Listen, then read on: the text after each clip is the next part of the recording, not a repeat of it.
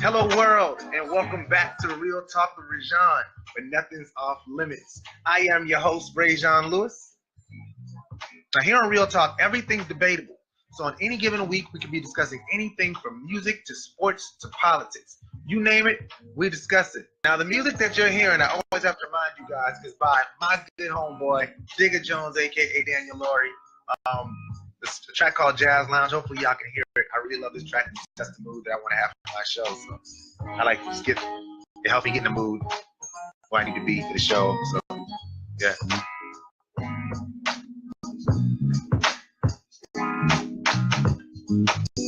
All right, for those who are new to the show, my show's pretty much broken down into segments. The first segment is pretty much current events and what's going on in the world.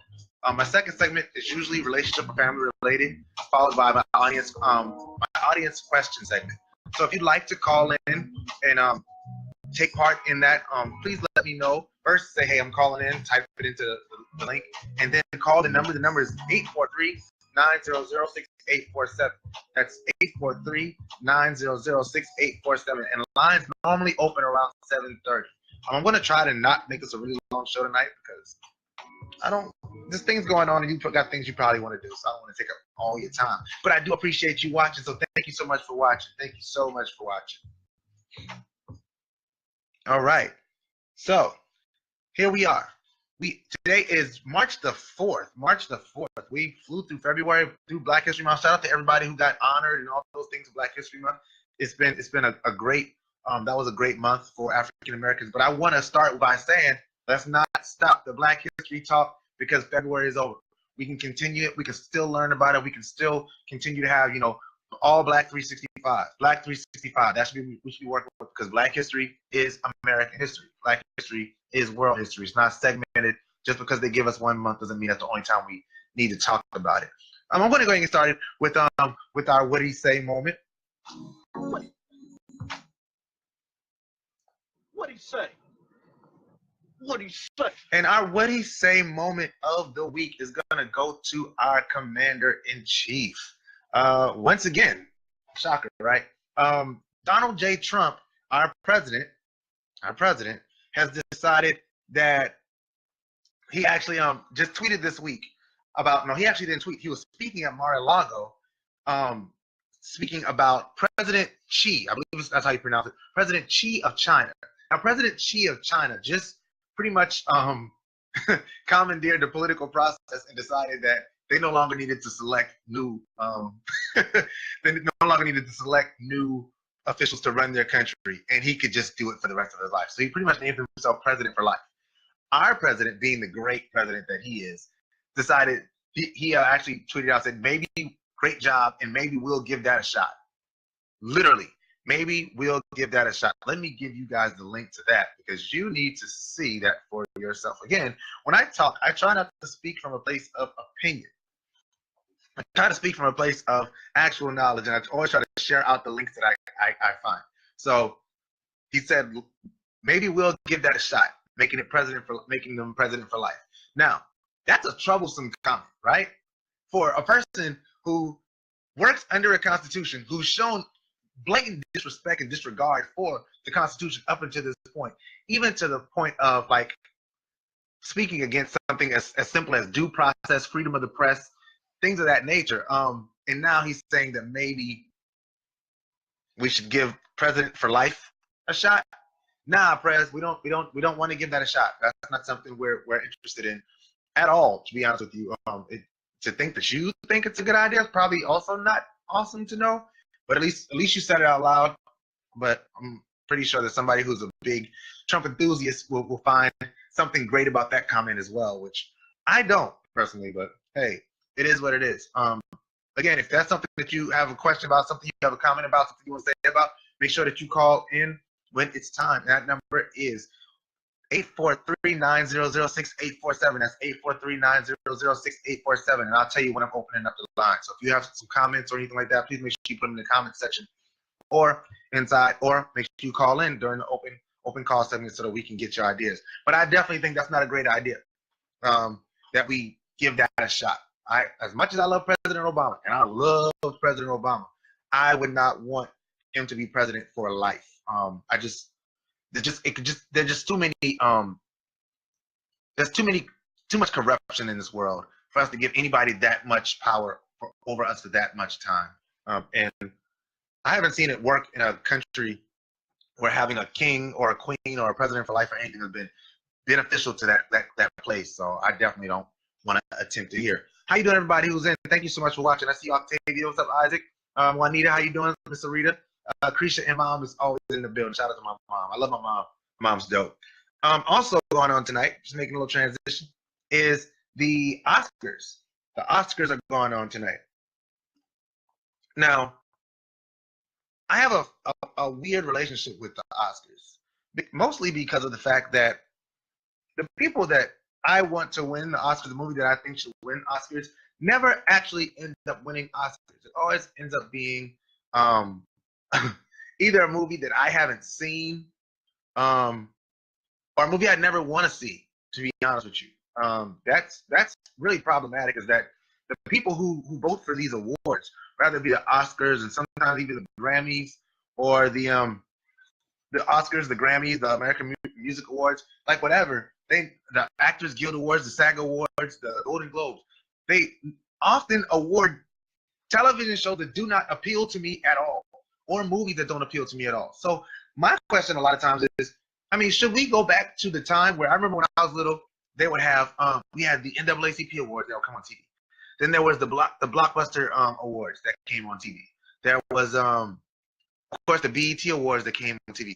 There was the Soul Train Music Awards that came on TV. And we had to create these different avenues just so we could be able to honor the things that we actually, as African Americans, endorse and watch.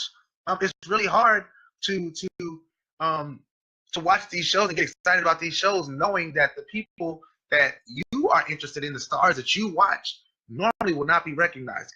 Case in point, Denzel Washington has been in how many great movies? How many great movies has Denzel Washington been in? Like a billion. He's won one Oscar. That's frigging amazing. Sidney Poitier, all right? Sidney Poitier, one of the most elegant, like, best actors, not even just black actors, just one of the greatest actors of all time. I think he's won one Oscar. That shouldn't be.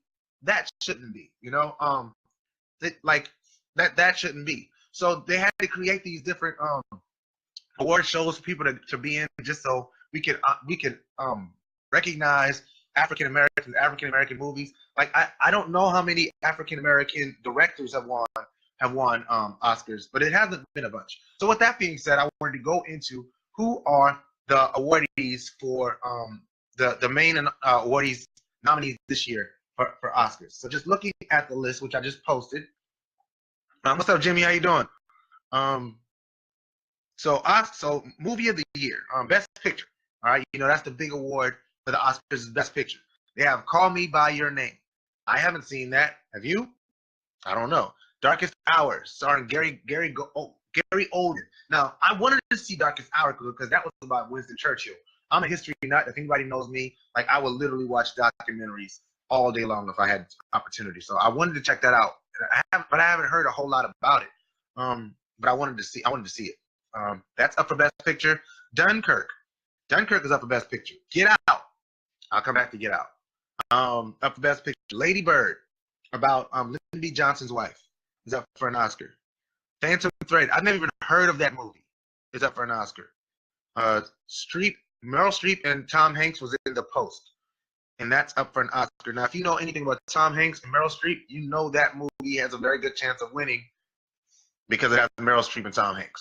Just saying. Shape of Water. I've never heard of Shape of Water, but there's been a lot of talk about it on on Twitter today. So I'm wondering if that may be the dark horse to win the Oscar for Best Picture. And then Three Billboards Outside. Never heard of that movie in my life. So that's the 9 movies that are up for Best Picture. I don't know which one's going to win, but I know which one I hope is going to win, which leads me to my next segment. Get Out. Now, Get Out came out before I actually started doing Real Talk with ReZsaun. But I remember going to see Get Out. I remember I went to see Get Out the night it came out. And it was really, really an amazing movie on so many levels. Jordan Peele of Key and Peele, the Key and Peele sketch comedy show, was the director of this movie, and this movie was amazing. It was amazing because it addressed things um, that we talk about in the African American community without making it all about African Americans. It was really weird. Now I know that some of my Caucasian brethren and sisters may not have seen this movie, but I would dare you to go out and see this movie because it'll really give you an interesting look into the mindset of African Americans in America. Like seriously, and that's the best way I can term it. Is that I don't want to do too many spoilers because there may be somebody who hasn't seen it yet, but it really speaks to, and I believe it's on HBO now. I believe it's on HBO now. So if you haven't seen it, go on HBO, go to HBO Go, check out the movie Get Out. It's such a great movie from beginning to end. It really pulls you in. And I actually just saw I just read an article about Get Out, and they talked about the original ending to Get Out. So if you've seen the movie Get Out, again, I'm trying not to do spoilers, but if you've seen the movie Get Out, you know how it ends. It didn't originally end that way.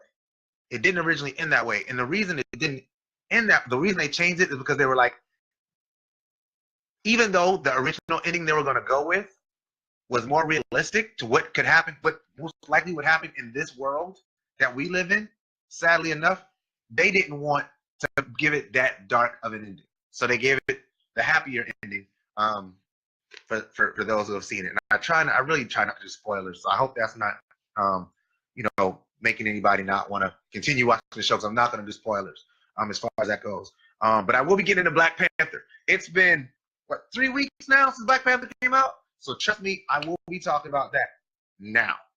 No, not right now. But I hope that Get Out wins Best Picture, because that movie is phenomenal. The star of Get Out, Daniel Kaluuya, is also up for actor in a leading role. Do I think he's gonna win it? No, I don't. Is it because I think he didn't do a good job? Nope. It's because the other nominees are Daniel Day-Lewis, one of my favorite actors. Really, like Gangs of New York is my jam. Daniel Day-Lewis, Gary Oldman is a really great actor, and though I haven't seen the movie, it's Gary Oldman playing Winston Churchill. What do you think is gonna win? All right. Then Denzel Washington in Roman J. Israel is Esquire. I didn't see that movie, and I meant to. Now I'm really upset with myself because I meant to see that movie, and I didn't see that movie. But shout out to Denzel. Let's see. I just want to go down to the things that I'm interested in. So gonna keep scrolling. Mary J. Blige. Mary J. Blige is up for an Oscar, y'all, for her role in Mudbound, which is a Netflix TV show. I have not seen Mudbound on Netflix. I believe is it a movie or a TV show? But Mary J. Blige is up for an Oscar. That's crazy. I did not know Mary J. Blige is up for an Oscar. That may be something worth watching. Octavia Spencer, great actress. She was in The Help. And I believe she won an Oscar for that movie for best supporting actress. Let's see. Animated feature film. They got Boss Baby, The Breadwinner. I read The Breadwinner. That's a good book. I never had a movie. Coco, Ferdinand, and Loving Vincent. Never heard of Loving Vincent. Never heard of Loving Vincent. That may be a good movie, but I've never heard of it. Cinematography. Blade Runner 245, Darkest Hour, Dunkirk, Mudbound, and The Shape of Water. The Shape of Water movie is apparently a big deal. I've got to check it out. I don't know. Have any of you guys seen The Shape of Water? Because I haven't seen that. I don't know that one. Costume design, don't care about that. Sorry. Directing. I hope. Even if Get Out doesn't win Best Picture, which I doubt it will, I pray that it wins Get Out. I mean, I hope it wins for Best Director. Best Director, he deserves that. If you watch that movie, if you've seen that movie, the direction of that movie, I believe he also wrote the movie. Like, that movie deserves to win some accolades, some major accolades. So I'm hoping that Get Out wins that one. I'm gonna keep scrolling. Film editing. What you gonna watch? Are you watching the Oscars? Cool, Mom. Yeah, watch the Oscars, man. See what happens. I'm trying to check it out. Music, Dunkirk, yeah, a bunch of stuff I don't know. Mary J. Blige up for an Oscar for Mighty River for Mudbound.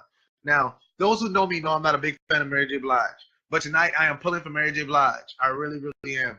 This is me from The Greatest Showman. The Greatest Showman, right? That that that's my coworker's favorite movie of the year, other than Black Panther. But Black Panther's not up for an Oscar. We're not talking about that yet. We're gonna get there. Don't worry. Stand Up for Something from Marshall is up for Song of the Year as well. Now, you know what Shape of Water tonight? Yeah, Mom, watch Shape of Water. Let me know what you think about it because I haven't seen it. Let's see. Kobe's up for a short film Oscar with The Game of Basketball. Okay. All right. Anything else that I'm interested in? Sound mixing, visual effects, writing. Logan is up for The Disaster Artist and Logan. All right, so I've seen both of those movies. Logan probably has probably some of the greatest writing I've ever seen in a superhero movie ever. Outside of what? Black Panther. That's right, which I'm going to be talking about later. I'm sorry I keep saying Black Panther, but I'm really excited to talk about Black Panther because I've taken a knee on that for a while. The Disaster Artist was a really good movie about a really bad movie, which is really funny. Writing, Get Out, that's Jordan Peele again. Get Out is up for a lot of Oscars, so I'm hoping that it wins some of them, man. If they shout out Get Out tonight, man, like I'm really really upset because that was a really great movie, and it was so meaningful. It's a very meaningful movie if you watch it. What's up, Keisha? How's it going? Yeah. So that's the Oscars tonight. Comes on at 8. I'll be off of Real Talk with ReZsaun by then. If you want to watch it and check it out, cool. I know they've been trying to do a much better job since the Oscars so white epidemic of last year, where I remember it was like everything was like there was no African Americans that were nominated. Actually, no people of color that were nominated for any award except for maybe one. You just saw Black Panther today? Creasho, that's what's up. She joined the discussion. Dope. Okay, so I'm going to go ahead and talk about Black Panther now because we're already talking about movies. And then I'm going to end with my last topic, which is something that I'm going to sort of rant and rave about a little bit. So I wanted to separate it. Black Panther. All right? Black Panther. First of all, again, my boys, DGC, shout out to Distinguished Gentlemen's Club, went out. Hold on. We went out and checked out the Black Panther, Distinguished Gentlemen's Club. Yeah. We went and checked out Black Panther on the day after it came out, so the opening weekend on February 16th. We went out and checked out the movie, and it was amazing. But I didn't want to spoil the movie for people who hadn't had the opportunity to see it yet. So I said I'm going to give people 2 weeks. I actually gave you 3 weeks. So I'm going to talk about the movie now from my perspective. I've read lots of articles about it. I've watched lots of videos about it. And now I want to give my take on Black Panther. To me, Black Panther is probably one of the most important movies for African Americans in a long time. And I'm going to tell you why. One, not because it's a superhero movie. I think that if we're looking for positive representation in movies as African Americans, superhero movies probably isn't the place to start. Also, the movie was very violent. I've heard lots of people talk about how violent the movie was for children to go see. And that's definitely true that if you took like 6, 7, 8-year-olds to see the movie, there was like 3 curse words in the movie and there was some violence. There was 0 sex in the movie and there was 0 like adult themes as I would call them. But there was definitely violence in the movie that would make taking kids that young maybe a little troublesome to see it. But the goods. That movie was the goods. So I don't even know where to start. I'm going to start here. All right. The first thing that I took away from the movie was the fact that Wakanda, right? Wakanda had all these resources. And if you look at society, look at the country that we live in, right? And look at the way we treat our people in our society. Wakanda had all these resources, but they were like, we're going to stay out of the world's issues. We're going to stay out of the issues of African Americans outside of our realm of responsibility. Our realm of responsibility is Wakanda. Now, what they would do is they'll send out people, Wakandians, to satellite locations to pretty much see what's going on in the world, but they took absolutely no action. So they had one of the Wakandians who went out, who was the son of T'Chaka, who was the king at the time. They were one of the original Black Panthers, and he was out there in Los Angeles. I mean, in Oakland. Sorry, in Oakland. And out there, he began to see the plight of Black people in the rest of the world, and he was like, we have to do something to help him. So he ends up going to he ends up staging a break-in pretty much to Wakanda with a white gentleman whose name I can't remember right now, but the Claw, and to bring things back so that he can arm the Black people in America to fight against the oppression that they were facing. How many times do we within ourselves say, oh, well, my family's good, so I don't need to worry about people outside of my family? That hit me. That hit me kind of hard. That was a message from Black Panther. I was like, wow, how often do we do that? How often do we say, my family's okay, my kids are okay, my marriage is okay, so I don't need to reach out to other people and try to help other people who are struggling? That can't be the way we do things. And that's one thing that I got from Black Panther. The second thing that I got from Black Panther was Eric Killmonger, right? Eric Killmonger rose up in that situation. You know, his father was killed when he was at a very young age, so he ended up raising up without any of that support. Now, if you read the comics, which I don't, but I've read up on them, Eric Killmonger actually does a lot of things in addition to going into the military. Eric Killmonger actually puts himself through MIT and is one of the smartest people in the Marvel universe, which you would not know just from watching the movie, but he's extremely intelligent. He's extremely intelligent. He grows up, he becomes the Killmonger who goes around and he commits all these murders and stuff like that in order to get back to Wakanda so he can do what he believes is his right, is to take over Wakanda and to send those resources out to the world. But he's very smart, all right? How many young men do we have who lose their fathers, right? That lose their fathers. And I'm sorry, this is how I talk about things. How many young men do we have that lose their fathers, rather be because their fathers were killed, their fathers just walked away, and we just abandon those young men and just say, okay, well, hopefully you figure it out. Good luck. How long are we gonna be able to do that? That's something that I took away from the Black Panther. And the third, what's up, Malik? And the third takeaway that I'm gonna go with, without trying to, because I'm really not trying to give the spoilers away. My third takeaway was the strength of women, the strength and loyalty of women. And I'll just say women. I could say Black women, I could, but I won't. I'll just say women. All right, because when things were going left, for T'Challa, when things went left for T'Challa, the Black Panther, who stuck by him? Who stuck by him? It was the women. The women were the ones who stayed with him and fought with him and fought for him, even when his own tribesmen, even when his own generals were fighting against him. The women stuck with him. The power of women was something that I definitely took away from the Black Panther movie. There were so many other things. There's one quote that I wanted to share from that movie for those who haven't seen it. And if you haven't seen it, I don't know what you're doing with your life. Like, I'm pretty sure after this weekend it'll be over 1 billion worldwide. But there's one quote that stuck with me and it's gonna stick with me. All right, and it said, it was when T'Challa was speaking to his father T'Chaka in his sleep when he was in the coma thing. And what he said was, T'Challa was talking to his dad, and he said, "I'm not ready to live without you." And T'Chaka tells T'Challa, he said, if a father doesn't prepare his children to live after his death, he's failed as a father.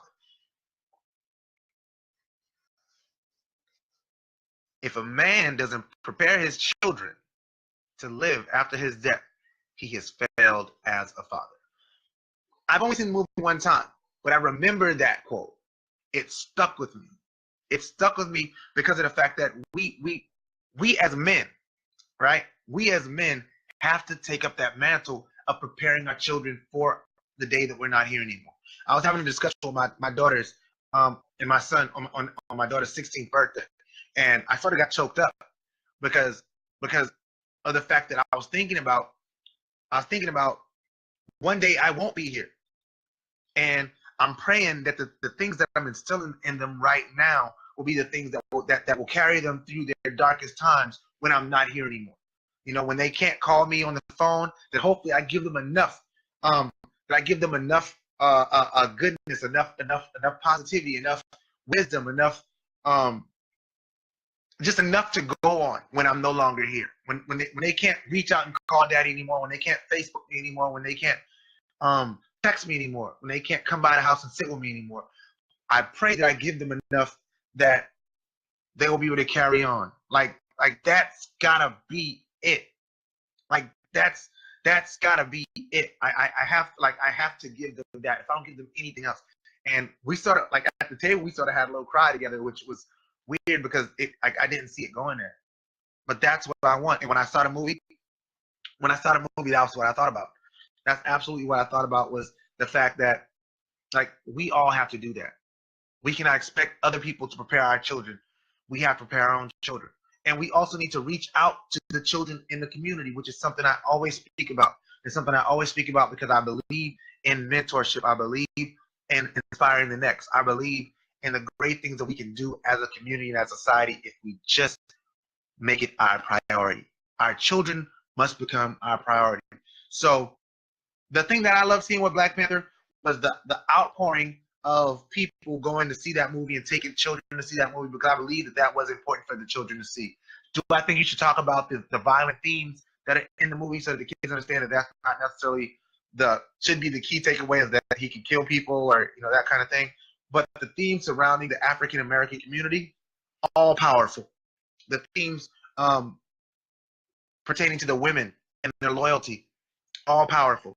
The mothers, the elders, the treatment of the elders, the traditions, the need to embrace traditions, but also, what's up, Rena? But also, while keeping traditions, leaving enough room for innovation. The Wakandians, they actually had tremendous innovations that they were allowed to have because they were always focused on the next. They had certain things in Wakanda that in America we'd never think to have. And of course, it's a fictional place. That's the thing. So Wakanda is a fictional place. We have to remember that Wakanda is a fictional place, and so we're not going to go back to Wakanda. We're also not going to build a Wakanda. I've heard lots of talks about how can we build our own Wakanda. We can't. Okay, we can't. You know why? Because Wakanda had a limited resource that wasn't available anywhere else in the world, vibranium. And based on that resource that was available only in Wakanda and not available in other places, they were able to take that, bottle it up, and build their society on top of it. Unless we're gonna stumble upon a resource that we haven't heard of yet, that's not gonna happen. That's not gonna happen for us. What's up, Thomas? What's going on? I just interviewed Thomas Brown yesterday. Make sure you check out his video. Check out that video that I interviewed him yesterday. And he has an event on next Saturday. Please check out that event at Seacoast, North Charleston, at 6 p.m. I believe 6:30 p.m. sharp, he said. So check that out, Seacoast, North Charleston. But yeah, we're not gonna build our own Wakanda. We're not. That's not a realistic thing. But you know what we can do? You know what we can do? We can build one another, because we are resources. Our most powerful resource is one another.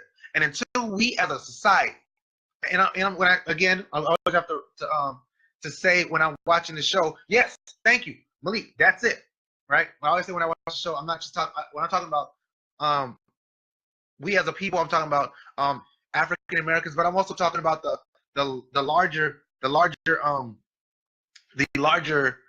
picture of society as a whole. African Americans, Caucasians, like coming together and building and realizing Our strength is within. Our strength is in our unity. Our strength is in our willingness to work together. Our strength is in our community as a whole. A house divided against itself it cannot stand. A house divided against itself cannot stand. So even in Wakanda, when you looked at the movie, when they started the warring factions within Wakanda, what was it they started doing? Tearing at the fabric of what the country was made of. What made it great? That's what made it great. Was the fact that they were all together. No matter what, they were Wakandians. No matter what, no matter where they were, they had that thing on their lip. They showed it. I'm from Wakanda. You're my brother. You're my sister. You're my elder. I respect your traditions. Even though they had the different places, they had a mutual respect for traditions, i.e., the challenge. So if somebody said I wanted to challenge, then you fought for that challenge. You got the opportunity. You had the same opportunity to be the king because you had to fight the king and win. Right? On challenge day. It's challenge day. There's so many good like videos about about the Black Panther. But yeah, but definitely, man, like we gotta come together, guys. We gotta stop fighting against each other. A house divided amongst itself cannot stand. It just can't.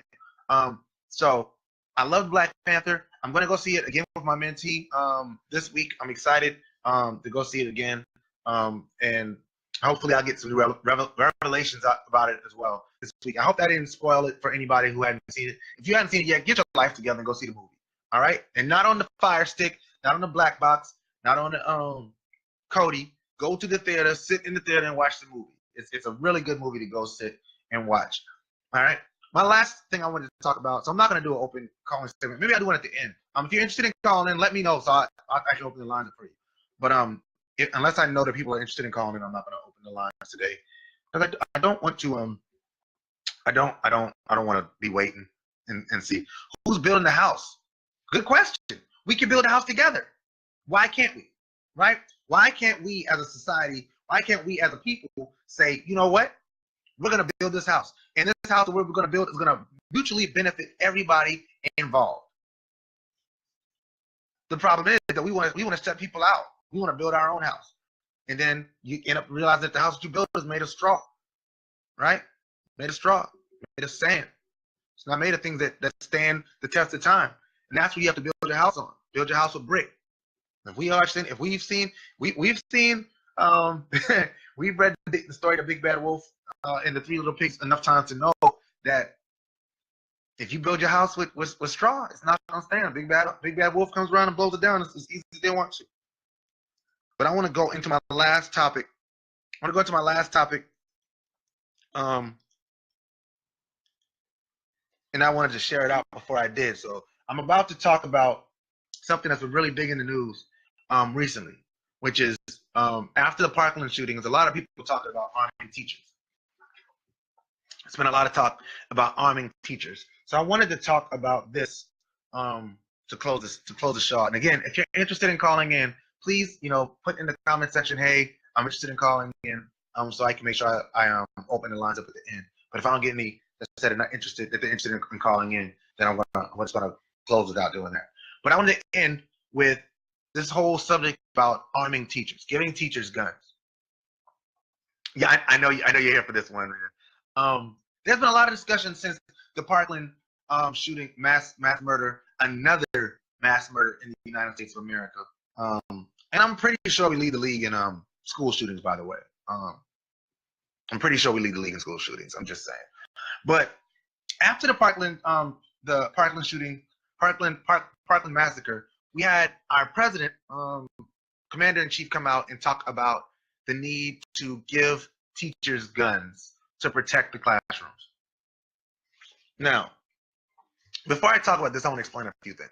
One, I'm a veteran of the United States Army. Okay, I had to qualify on an M16 A2 rifle, 5.56 millimeters lightweight, air-cooled, gas-operated magazine, 5. All right, so I had to do that every year. And even though I did that every year, and I qualified every year, I remember one time I went to, I was in Afghanistan. And I went there. I was actually stationed in Qatar. I went to Afghanistan for a trip so I could re-enlist. While I was there, we took a convoy trip from Bagram Airfield to Kabul Air Force Base, which is like right down it's a 45, 50-minute drive on a rocky road. Now, mind you, I told you I qualify every year, right? Okay. So we go out and we're on the road. But before we get on the road, they said we're gonna lock and load. We're gonna lock and load. Lock and loaded means that you're full battle rattle. You have your Kevlar helmet, you have your M16 loaded, you have magazines with weapons in both of your all of your pockets. You're ready for war. Now, that was the first time in my military career I ever was placed in that situation. And I can tell you that I've never been that scared in my life. I've never been so afraid in my life.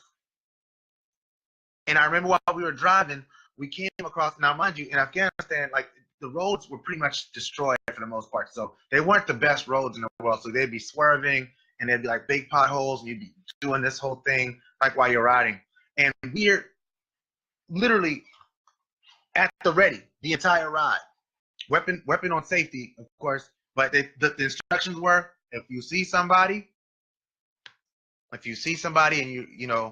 and they fire, you open fire. So we're driving down the road from Bagram to Kabul, and there's a man in the middle of the road with an AK-47, and he fires it in the air. I never forget it. To this day, I never forget it. And I got my weapon, and literally, I'm at the ready. And I switched from safety to fire. And thankfully, my commander told us to stand down. We didn't have to shoot at him. I've never been that afraid.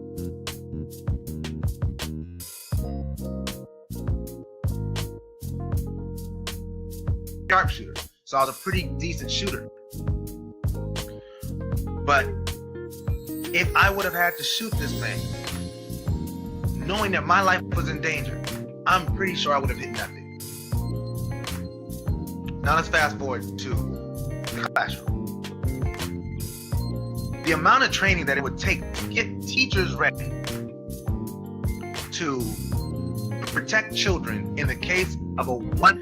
Now, mind you, it's not like we have like school shootings every week at the same school.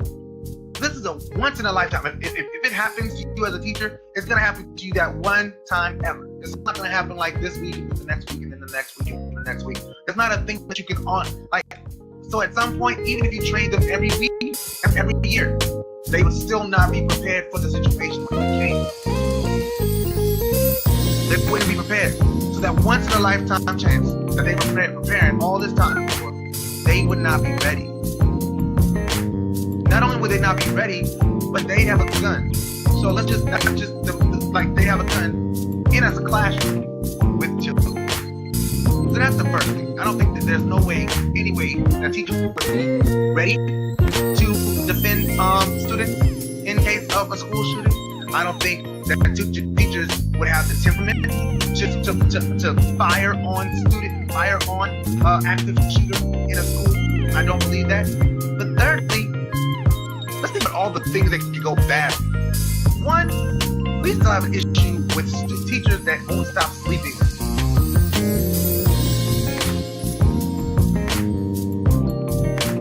We still have teachers in 2018 that are sleeping with students.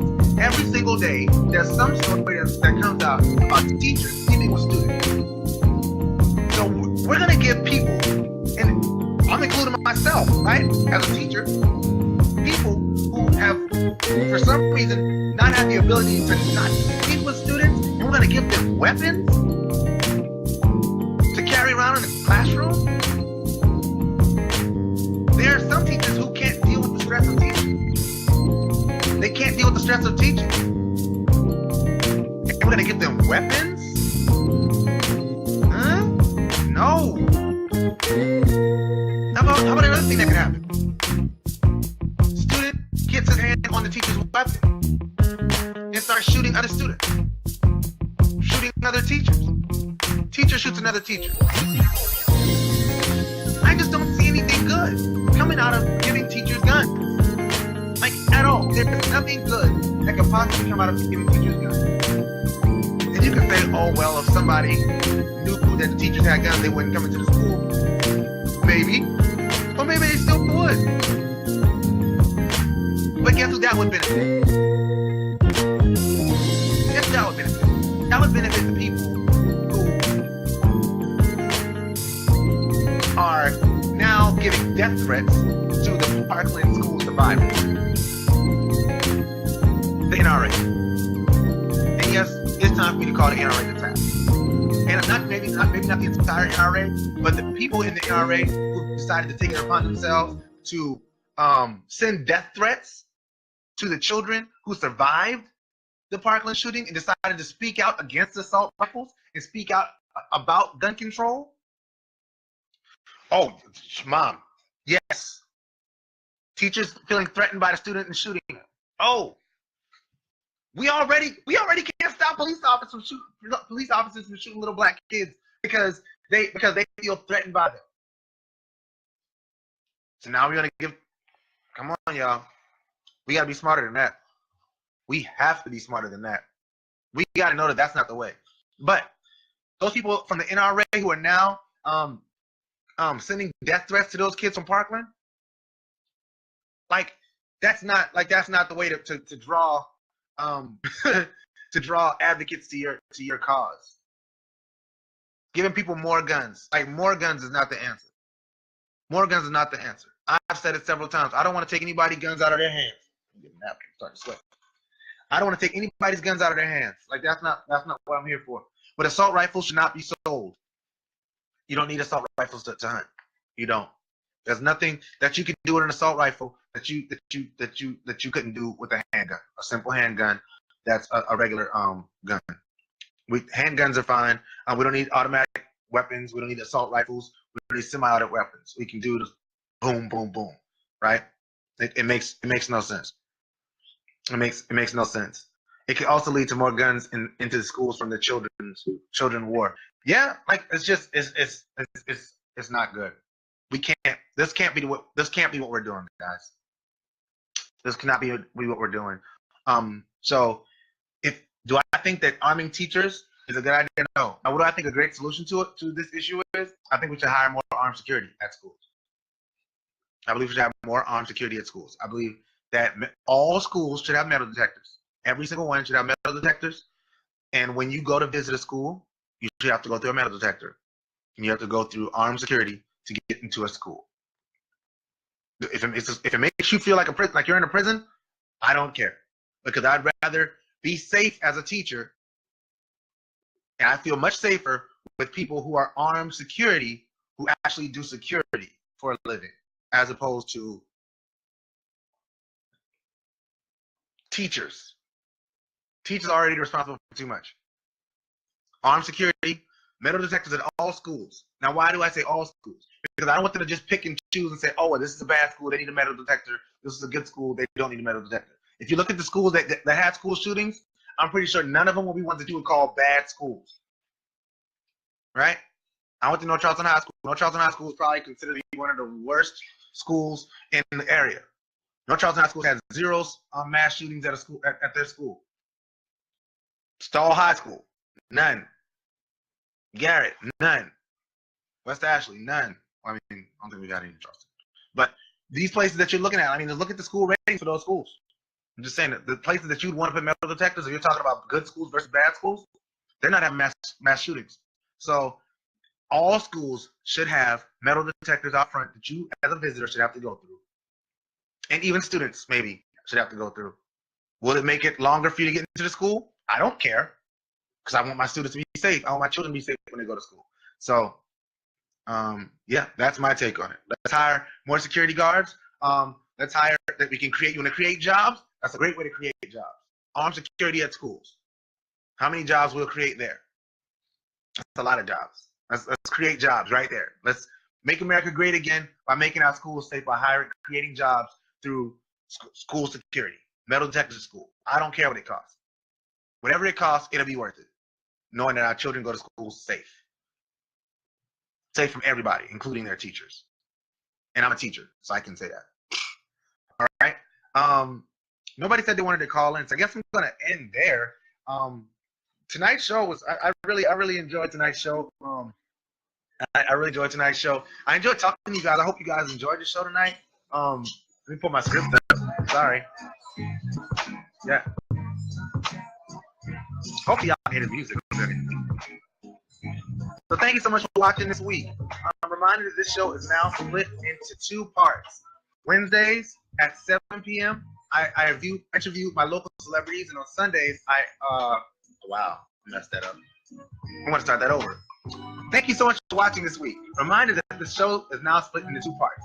Wednesday at 7 p.m. where I interview my local celebrities, and on Sundays at 7, I do my normal live show. Now on Wednesday this week, my celebrity spotlight will shine on Miss Brittany Clement, who has her own motivational speaking company. She does a great job with that. She actually has a big event that she's going to be talking about, which I'm actually speaking at. I'm really excited about. Make sure you watch that one Wednesday at 6 p.m. right here on Real Talk with ReZsaun. Also, on this Tuesday, if you guys aren't doing anything, I'm actually speaking in an area competition. I'll be doing my speech, The Game of Life, and if you could come out, it's going to be at Seacoast in Somerville. Seacoast in Somerville at 6:30, I believe. At Seacoast in Somerville, it's a area speech competition for the Toastmasters International. I'd love to support if you can come out. If not, I completely understand. But in the meantime, please follow me on social media to stay up to date with what's happening with Real Talk. On Twitter, I am at Real Talk ReZsaun. Facebook, at Real Talk with ReZsaun. YouTube, at Real Talk with ReZsaun. And Periscope, at Real Talk ReZsaun. Please feel free to leave comments, questions, or whatever else you'd like to say in the comment section or the message section. I love reading your messages and getting feedback, even if it's negative. In closing, always remember that if a man doesn't stand for something, he'll fall for anything. So that's Real Talk. I'll see you guys next week. God bless you. Peace.